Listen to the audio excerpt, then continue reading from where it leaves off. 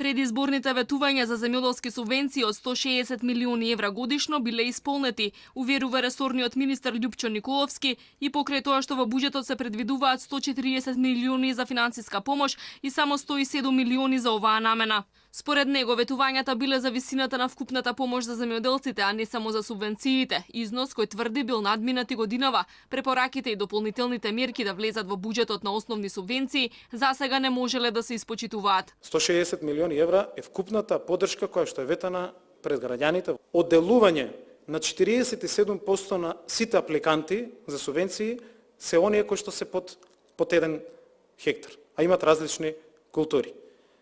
И имат различни апликации за сите основни и за сите дополнителни мерки. Сите тие ќе аплицираат само за една мерка.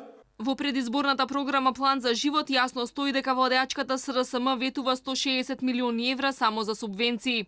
За земјоделците ќе ги зголемиме субвенциите на 160 милиони евра годишно. Предвидуваме 30% повеќе субвенции за секој ново грело добиток, а за 20% за секој нов хектар. Граѓаните на кои основна дејност им е земјоделството и кои ги исполнуваат условите за паушално даночување, ќе ги ослободиме од плаќање данок. Ќе воведеме субвенции до 50% за нафта за земјоделската механизација. Николовски без конкретен одговор ниту кога точно ќе се воведе мерката зелена нафта и покрај тоа што земјоделците ја бараат што поскоро пред пролетната сеидба.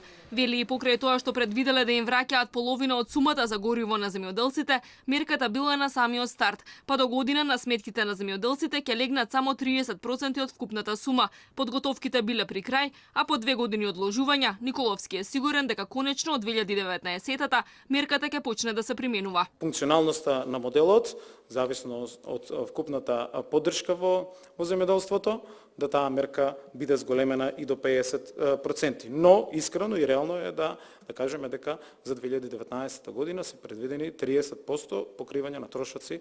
И покрај тоа што ветеринарите побараа намалување на ДДВ-то од 18 на 5% за ветеринарни лекови и услуги, Николовски без конкретни најави дали барањата ќе им бидат исполнети. Консултациите, вели, се уште биле во тек. Годинава земјоделците во повеќе наврати протестираа, го истураа родот на патиштата или оставаа да скапува на нивите поради ниските откупни цени и лошиот пласман. Оштетени беа производителите на бостан, зелка, сливи, праски, а последни во низата се оние што одгледуваат јаболка, бидејќи откупната цена во моментов е пониска од производната. Министерот смета дека со интервентната субвенција од 3 денари откупот достигнал 20.000 тони, што е само 1/3 од произведените количини, а за еден месец требало да достигне 50.000 тони.